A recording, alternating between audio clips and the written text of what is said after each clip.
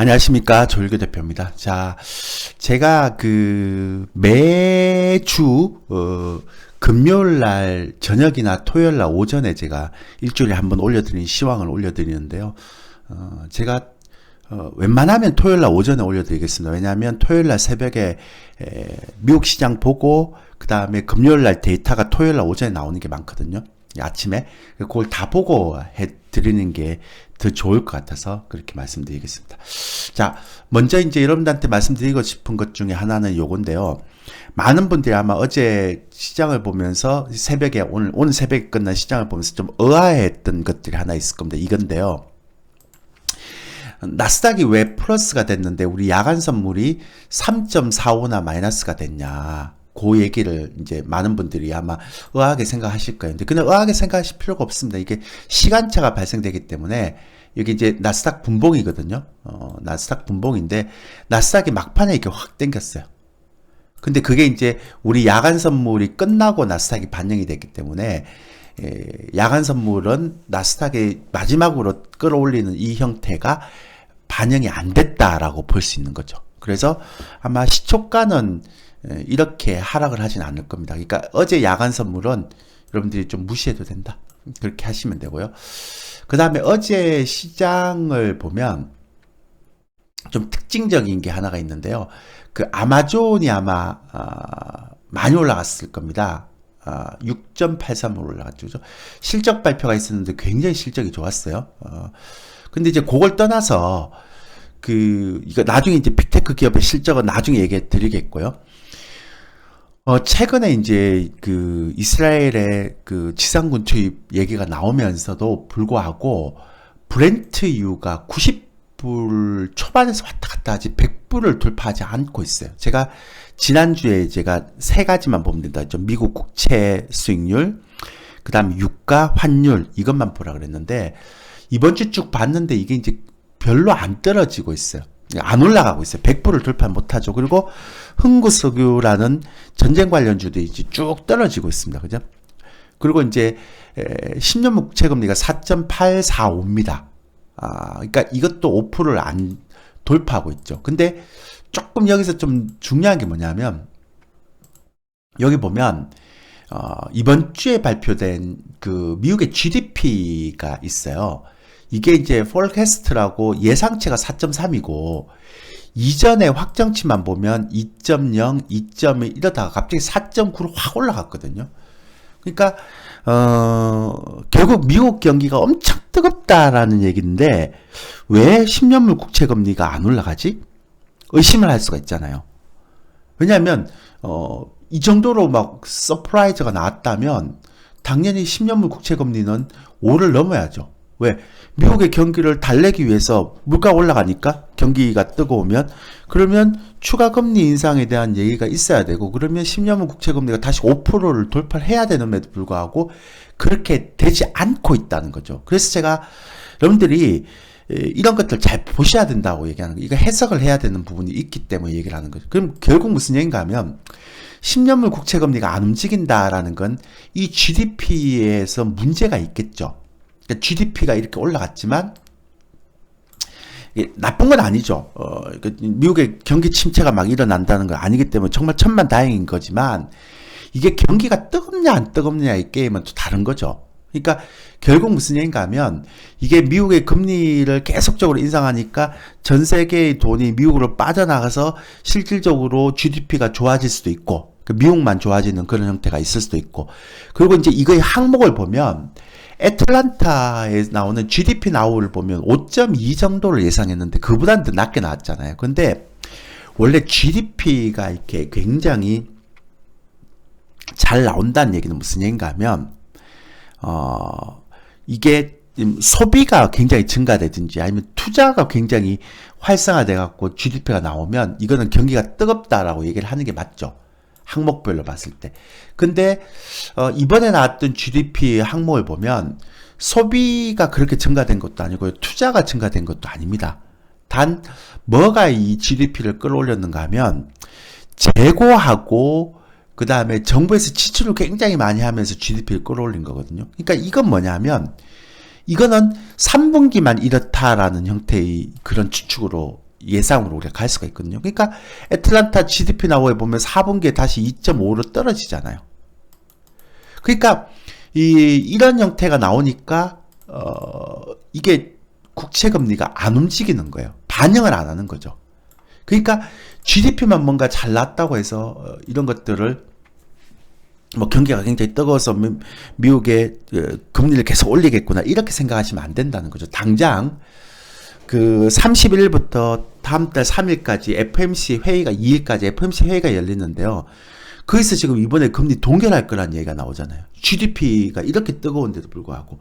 그러니까 이거는 수치만 보는 게 아니라 내용을 봐야 된다는 것들을 말씀드리는 거죠. 그래서 금리 인상에 대한 부분들에 대해서 물론 이제 파월의 이 코멘트가 더 중요하죠. 제가 나중에 그건 설명드릴게요. 파월이 생각하고 있는 거는 뒤에 가서 전략 얘기할 때. 근데 어쨌든 제가 볼 때는 이 GDP는 별로 중요하지 않고요. 그냥 미국이 아직은 고용도 좋고 이렇게 막 경기 침체로 갈 가능성은 좀 약하구나. 그것만 해도 얼마나 다행이에요. 경기 침체로만 안 가면 금리 동결하면 시장이 또 급반등할 수 있으니까요. 근데 이제 빅테크 실적 발표가 있었는데요.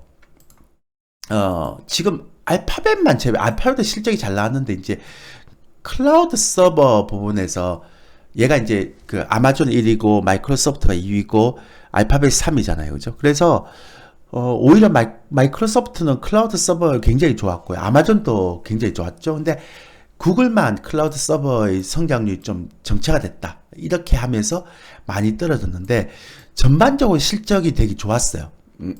어제 발표된 아마존도 실적이 되게 좋았죠. 그러니까 이게 주가가 6.83까지 올라왔습니다.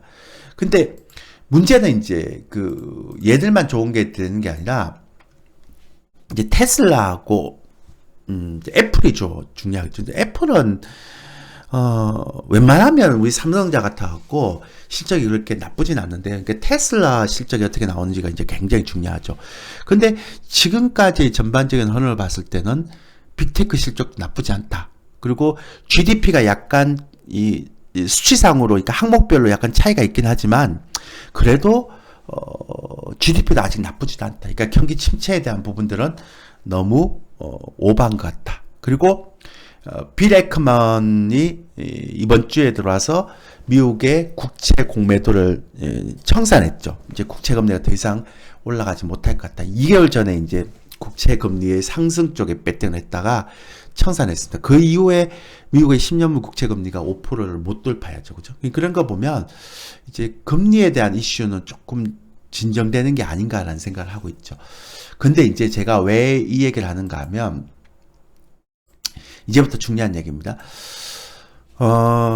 제가 9월 달에 제가 2600선이었죠. 그때 제가 한 지수나 2400선까지는 떨어질 것 같다라는 얘기를 하면서 여러분한테 얘기했던 게 있어요. 그러니까 펀더멘탈에 너무 깊숙이 들어가지 마라. 그러니까 펀더멘탈을 너무 여러분들이 집중해서 보다 보면 이게 안 보일 수도 있다. 제가 말씀드렸죠. 기억나세요? 그러니까 펀더멘탈이 중요한 게 아니라 시장 내에서 정답을 찾아야 되는 게 중요하다라는 말씀을 혹시 제가 드렸는데 기억나실지 모르겠습니다. 그러면 펀더멘탈이 너무 깊숙이 들어가는 순간 시장이 잘 안 보일 거다. 그리고 시장 내에서 정답을 찾으려고 해라. 이런 얘기를 했죠. 그 얘기가 뭐냐 하면 저는 이제 자꾸 시장에서 정답을 찾으려고 하다 보니까 남들보다 시황을 조금 더 잘 본다라고 저는 개인적으로 평가하고 있는데 요런 것 때문에 그런 거예요. 그러니까 저는 어차피 우리 시장에서 그러니까 우리 시장이 전 세계에서 수출 물량을 가장 많이 먼저 발표하고요. 그리고 이 전체적인 경기 흐름을 가장 먼저 파악할 수 있는 그런 흐름이기 때문에 우리 시장에서 외국인들이나 그 기관들의 포지션이 어떤가에 따라서 대충 알 수가 있잖아요. 그러니까 여러분들이 유튜브를 아무리 많이 보고 그 다음에 아무리 많은 분석을 들어도 사실 시장에서 정답을 찾는 게 더 좋다고 얘기하는 건 시장을 움직이는 메인 플레이어들의 이런 흐름을 먼저 캐치하는 게 훨씬 좋지 않습니까? 그럼 그게 따라가니까요. 사람은 한계가 있잖아요. 그래서 그때도 외국인들 선물 매도 이거 굉장히 얘기를 많이 했었는데, 그리고 제가 지난주에 그 임계점 얘기를 하면서 이제 외국인들이 선물 수급 이런 거 이제 달렸다라고 얘기했는데, 지난주에 더 떨어졌어요. 53,000개 하고 마이너스. 근데 줄질 않아요. 근데 이번 주에는 좀 특이한 게 뭐냐면, 외국인들이 선물 매도를 막 해놓고, 왜냐하면 선물 매도는 6만 계약이 넘어서면 이제 더 이상 잘 안 나오거든요. 그러니까 통계적으로 봤을 때 6만 한 2, 3천이 맥스예요. 근데 이번 주에는 보세요. 이번 주 수요일인가 목요일인가 외국인들이 선물을 7천 계약까지 장중에 매도했어요. 그럼 7천 계약 합치면 6만 계약이 넘잖아요. 그러다가 장막판에 싹 돌렸어요. 1,500계약으로. 그러니까 누적 6만 계약을 절대로 넘어서려고 하지 않아요. 근데 어떤 일이 벌어지는가 하면, 대신에 외국인들은 선물 매도를 많이 쳐놨으니까 선물에서 이익을 극대화시키기 위해서 선물을 더 이상 매도를 하는 게 아니라 현물을 매도를 해버려요. 그러면서 지수를 빼죠. 왜냐하면 지금 매수가 취약하니까. 그래서 어떤 일이 벌어지는가 하면, 이번 주에 보면 외국인들이 선물을 2조 5천억이나 팔았어요. 현물을 코스피에. 그러니까 외국인들의 전략이 너무나 보이는 전략이, 선물을 이제 더 이상 매도칠 게 없잖아. 6만 계약 넘어서면 역대적으로 이제 6만 계약 이상 매도를 안 치니까. 그러니까 선물을 매도를 일단 해놓고 높은 가격에, 그리고 현물을 매도를 해버리면 지수가 쭉 빠지는 거예요. 그러면서 어떤 효과를 일으키는가 하면, 선물에서 이익 실현도 가져올 수 있고, 그 다음 두 번째는 신용장고에 반대 매매가 나오게 했어요. 이렇게. 그래서 반대 매매가 나오게 해서 주가도 되게 싸게 만들어서 나중에 주식을 매수할 때 싼 가격에 매수할 수 있게끔 만들어 놓는 거예요. 그러니까 전략이 굉장히 스마트해졌어요. 외국인들. 제가 지난주에 이거 신용장고 보면서 그랬죠. 기억나실 거예요. 지난주 제가 토요일 날 이거 올리면서 제가 뭐라고 얘기했는가 하면, 이게 20일이었죠. 그죠? 그때 제가 방송에서, 이때는 신용장고 엄청 나오는데 다시 사기 시작했다. 그 개인들이 바닥이라고 생각을 하나 보다. 근데 이거 조심해야 된다. 그래서 코스닥 개별주나 코스피의 개별주들, 이런 것들, 굉장히 조심해야 된다. 손대면 안 된다. 왜냐하면 이런 순간 한 번 더 맞는다라는 얘기를 지난번에 토요일 날 제가 시황 얘기하면서 올려드렸거든요. 근데 어느새 코스피가요 2300이 무너지면서 이만큼 또 반대 매매가 더 나왔습니다. 그러니까 제가 자꾸 시장을 보면서 여러분들이 자꾸 그러니까 시장 속에서 시장의 흐름을 찾아야 된다라고 얘기하는 이유가 바로 이런 거예요. 그러니까 외국인들의 선물이나 신용장고 이런 것들 자꾸 보고 금융투자의 곧벗을 자꾸 보면서 제가 얘기 드리는 이유가, 이게 펀더멘탈을 볼 때의 그런 단점을 다 커버해 준단 말이에요. 근데 좀 두 번에 걸쳐서 여기서 한번 하락 클라이막스 나오고요.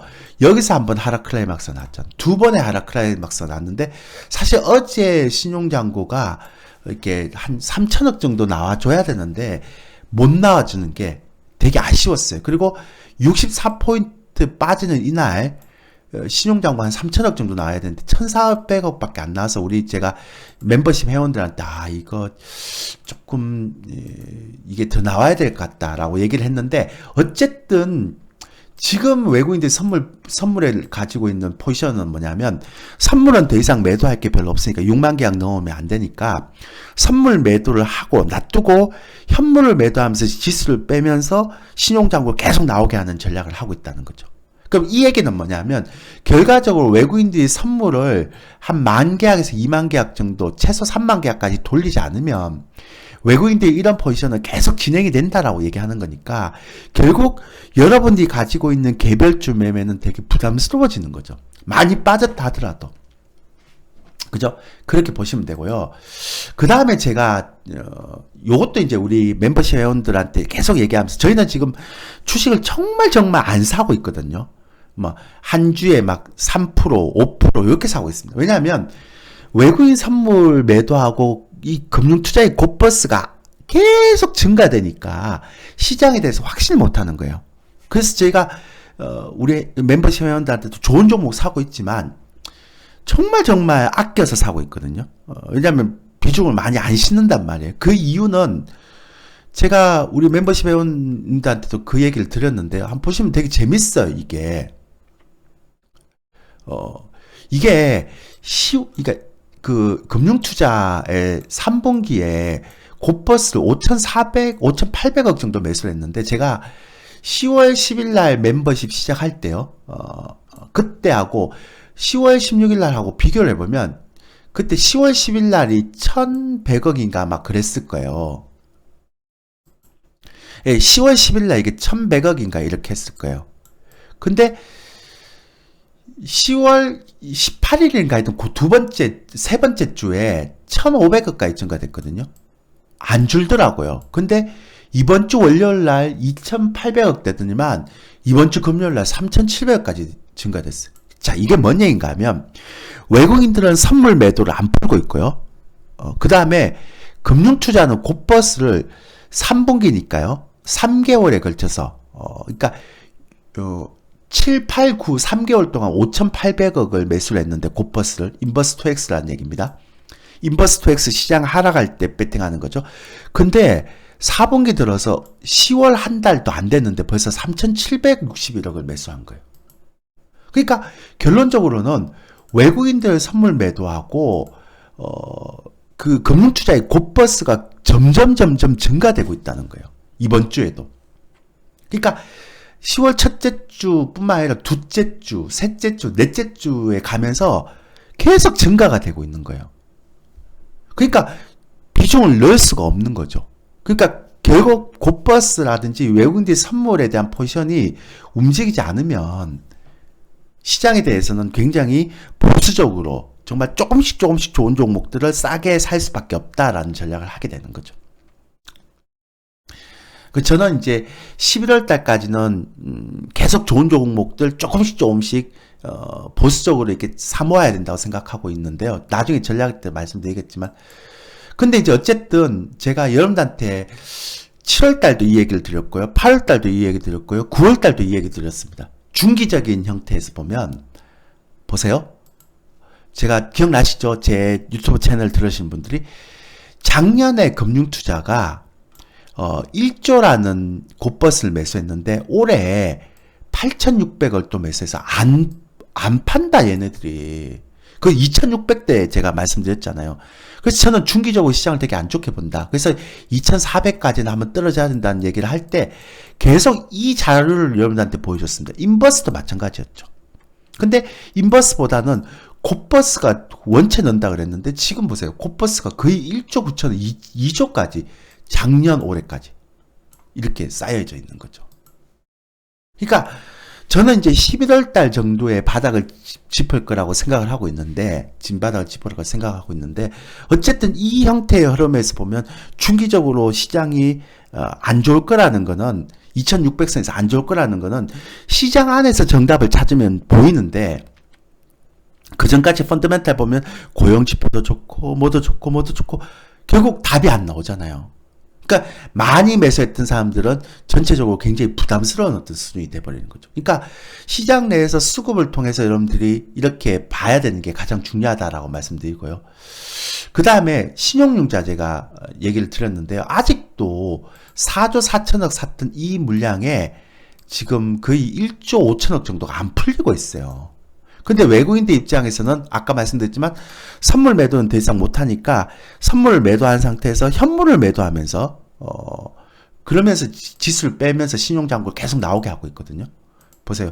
현물을 이렇게 빼면서 이렇게 그러니까 불과 10월 초만 하더라도 한 1조밖에 안 했던데 그 사이에 1조 5천억이나 또 팔았어요. 그러면서 시장을 계속 이제 떨어뜨리는 거예요. 코스닥은 그렇게 큰 변화가 없습니다. 그러니까 거래소에서 이제 그러니까 선물 매도 이익을 극대화시키고 신용을 빠져나오게 하려면 거래소만 떨어지면 코스닥 따라 떨어지니까요. 그렇게 보시면 됩니다. 그죠? 그렇게 이제 제가 말씀을 드리는 거고요. 여기 재밌는 게 하나 나왔는데 시황은 제가 정리할 때요. 그래서 이제 전체적인 흐름을 보면 이렇게 정리가 됩니다. 근데 여기서 하나만 더 여러분들한테 말씀드릴게요. 제가 지금 나스닥 차트의 주봉이에요. 제가 이제 지난번에 와우넷에서 제가 설명할 때도 이걸 많이 보여드렸던 기억이 나는데요. 혹시 기억나시죠? 근데 요게 주봉인데 제가 장기 이평선을 이제 여러분들한테 많이 얘기를 드리고 있잖아요. 그 장기 이평선을 얘기 드리고 있는데 그때 제가 뭐라고 말씀드린가 하면 요 장기 이평선이 이게 무너지는 경우는 굉장히 힘이 들었고 장기 이평선을 지키면 되게 좋았다라고 말씀을 드렸죠. 기억나세요? 그래서 요때 장기 이평선 무너져서 역별 이제 이평선이 역별이 나면 굉장히 오랫동안 간다. 근데 그게 2008년도 금융위기 때 한 번 있었고요. 그 다음에 이제 코로나 때도 없었어요. 그 작년에 한 번, 2022년 작년에도 한 번 있었다 이렇게 얘기했거든요. 그러고는 대부분 다 이제 한 번도 이제 역별, 정배열, 역배열 됐다가 정배열 올라올 때는 거의 다 이걸 지켰다고 제가 말씀드렸습니다. 그러니까 만약에 그 주에 무너지더라도 다음 주엔 바로 땡겼고, 그래서 이평선이 역배열 되는 경우는 거의 없다. 그리고 시장이 많이 떨어지면 항상 중기 이평선까지는 딱 왔다가 반등을 한다. 그러니까 예전에도 마찬가지였어요. 예전에도. 그러니까 만약에 이렇게 떨어질 때도 중기 이평선을 찍고 이렇게 다시 올라가는 경우가 있다라고 말씀드렸거든요. 그리고 최근에도 보면 대부분 다 코로나 때도 중기 이평선을 딱 찍고 첫 캔들은 무너지더라도 그 다음 캔들을 올리면서 이평선을 살렸단 말이에요. 그래서 제가 보는 나스닥 차트는 이게 30년 동안 거의 예외가 없었어요. 추세가. 그러니까 딱 두 번 무너졌는데 첫 번째가 작년, 그러니까 2008년도 금융위기 때 한번 무너졌고요. 이렇게. 그 전에부터 이게 났죠. 이게 보였고요. 이렇게 보였습니다. 그리고 그 다음에 작년 2022년도에 한번 이평선이 무너졌다가 다행히 많이는 빠지지 않고 빨리 올라왔죠. 그러니까 결국 이제 다시 올라왔으니까 정배열로 올라왔으니까요. 결국은 이제 이 라인을 지켜야 되거든요. 그러니까 좀 더 여유 있게 보더라도 11,600선 아니면 12,000선 초반 요렇게 이제 정말 최악의 경우 11,800선 700선 그리고 뭐 좀 여유 있게 보면 한 12,000선 초반까지 열려놓고 아니면 이게 여기서 지지받고 바로 갈 수도 있잖아요. 그죠? 근데 아직은 제가 지금 얘기하려고 하는 요지는 대부분 다 이걸 찍고 갔잖아요. 이렇게. 그 다음에 역배열에서 정배열이 나면서 대부분 다 이거 안 무너졌단 말이에요. 보이시죠? 역배열이었다가 정배열 날 때 이게 다 무너지고 이거 지지받으면서 갔다는 얘기죠. 그죠? 이렇게. 그러니까 지금 이제 역배열에서 정배열 났는데 아직은 여유가 있잖아요. 이게 다시 무너지면 심각하지만 여유가 있잖아요. 역배열에서 정배열 나오고 이걸 지지받고 간다면 나쁘지 않단 말이에요. 아직까지 여러분들이 이 경기 침체나 금융위기를 얘기할 정도는 아니란 말이에요. 이게 지표를 봐도 그렇고, 아까 이제 GDP나 고용지표라든지 뭐 이런 걸 봐도 그렇고, 빅테크 실적을 봐도 그렇고. 그러니까 그런 부분에 대해서 너무 비관적으로 생각할 필요는 없습니다. 단 이제 단기적으로 시장에서 지금 얘기하고 있는 메커니즘, 외국인들이 선물 매도를 통해서 매도를 해놓고 현물 매도를 통해서 이익을 극대화시키고 금융투자들도 곧버스를 이렇게 하고 작년부터 샀던 이 곧버스를 팔고 있지 않다. 그러니까 단기적으로 아직까지는 시장이 바닥을 잡는 시그널이 안 나왔다는 거죠. 이건 제가 볼 때는 11월 FOMC에서 파월 의장이 코멘트를 어떻게 가져가느냐가 가장 중요할 것 같아요. 금리는 동결하겠죠. 전쟁도 일어나고 그러니까 금융 리스크가 좀 커지니까. 근데 파월 의장이 만약에 2%의 인플레이션을 목표하기 위해서 코멘트 때 우리는 아직도 긴축적인 그 스탠스를 유지하겠다. 그리고 데이터 디펜던스에 따르겠다. 이렇게 얘기해버리면 그게 급반등이 없단 말이에요. 그죠? 그렇기 때문에 파월 의장의 코멘트가 11월 FOMC 때 어떻게 나오느냐가 이제 가장 중요하다라고 보시면 되겠죠. 그래서 이제 보통 이렇게 이슈를 잡으면 외국인들의 선물이나 금융투자의 곧버스의 시장 영향력 어떻게 되느냐. 방금 설명드렸죠. 외국인들의 선물은 더 이상 막 6만 계약 넘지 못하기 때문에 선물 매도를 해놓고 현물을 매도하면서 시장을 빼면서 신용장구를 끌어내면서 주식을 싸게 살 수 있는 그런 여건을 만들고 있다. 그러니까 결국은 외국인들이 선물을 먼저 돌았어야 되고 금융투자의 곧버스가 돌았어야 된다. 이게 이제 1번이고요. 그러니까 지금 메커니즘에 대해서 설명했고요. 두 번째는 경기 침체나 금융위기가 올 가능성이 있느냐. 경기 침체가 와버리면, 여기서 경기 침체가 와버리면 제가 말씀드렸지만 뭐 엄청나게 빠지죠. 한 20%는 더 빠질 수 있으니까. 근데 경기 침체나 금융위기가 올 수가 있느냐라고 이제 물어봤을 때, 제가 아까 말씀드렸지만 이 GDP도 그렇고 고용지표도 그렇고 빅테크 실적도 그렇고 아까 제 차트 보여줬죠, 그죠? 그런 것들을 보면 아직까지 여기까지 얘기하는 거는 조금 좀 시기상조가 아니냐. 그래서 여기까지는 우리가 뭐 앞서 나가는 필요는 없지 않느냐. 그 제가 얘기를 드리는 거고요. 그러면 지금 상황 어떻게 보느냐? 제가 볼 때는 경기 침체나 금융위기까지는 아니겠지만, 물론 이제 그런 상황이 오면 또 제가 말씀드리겠습니다. 근데 그러지는 않겠지만, 아까 말씀드렸지만, 고금리, 그러니까 파월 의장이 의도적으로 이렇게 만들고 있는, 그러니까 지난번에 왜 그 컨퍼런스에서 얘기할 때 보니까, 파월 의장이 굉장히 여유가 있는 것 같다는 얘기를 말씀드렸잖아요. 그죠? 말하는 게 경기는 쉽게 안 꺾일 것 같은데, 그래서 여기서 고금리에 대한 걸 계속 유지하더라도 미국 경기는 꺾일 것 같지 않다라는 생각을 해서 그런지 굉장히 여유 있게 하더라고요. 그러니까 만약 금융위기나 경기 침체가 올 것 같으면 그렇게 여유 있게 코멘트를 하지 못하거든요. 그래서 파월 의장의 최근에 어떤 발언의 뉘앙스나 아니면 최근에 나타난 지표를 보면 지금은 고금리 때문에 주가가 하락하고 있는 전형적인 형태의 흐름이 아닌가라는 생각하게 됩니다. 이거는 이제 경기 침체만 안 되면 되거든요. 빅테크 실적 테슬라하고 애플이 남았기 때문에 걔네들만 잘 나오면 됩니다. 그래서 언제 파월 의장이나 FOMC에서 금리의 인상을 좀 누그러뜨리는 발언을 하느냐, 그때가 아마 시장이 급반등하는 시점이 아니겠느냐, 그런 생각을 하게 됩니다. 됐죠?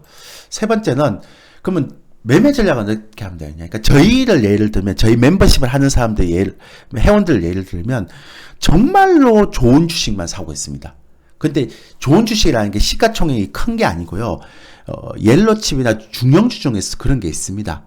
근데 왜 그런가 하면 지금처럼 고금리나 그러니까 미국이 막 달러 강세의 전략을 취해서 미국만 좋아지는 그런 전략을 계속하게 되면 이제 못 버티죠. 그러니까 어쩔 수가 없는 거예요. 그러니까 예를 들어 보세요. 여러분들, 제가 깜짝 놀랐는 게 애플의 회사채 금리가요 5.6이더라고요. ETF가 지금 나와 있죠. 그럼 그러니까 여러분들이 생각해 보십시오. 여러분들이 만약에 주식을 하는 사람들은 지금 주식 하겠어요? 애플의 회사채를 ETF 투자하면 따박따박 연간 5.6%의 금리가 들어오는데, 미국의 10년물 국채 금리 뭐 2년물만 하더라도 5% 이상의 금리가 들어오잖아요. 그죠? 안정적으로. 그러다가 나중에 그러니까 금리하고 이 채권 가격은 반대니까요. 그래서 채권 가격이 나중에 또 올라가서 금리가 떨어지면 채권에 대한 이익도 실현할 수 있고. 그러니까 굉장히 행복한 형태의 패턴이죠. 그래서 지금 서학개미들이 예전엔 테슬라 막 이런 주식도 엄청 샀다 그러는데 지금 애플 회사채 ETF, 그 다음에 미국 국채 ETF를 엄청나게 산다 그러죠. 또 서학개미들이 그렇게 사면 제가 볼 때는 또 고점이더라고요. 그래서 이제 어쨌든 간에. 근데 이 얘기는 뭐냐면 미국 주식시장 유동성이 감소되고 있고 전부 다 회사채, 우량 회사채나 국채로 들어간다는 얘기일 수도 있지만, 두 번째로 얘기하면 이거는 애플이 5.6%의 금리를 주고 회사채를 발행한다는 거는 BBB, 트리플 B도 이제는 회사채 발행이 힘들다는 거예요. 왜냐하면 금리가 높기 때문에.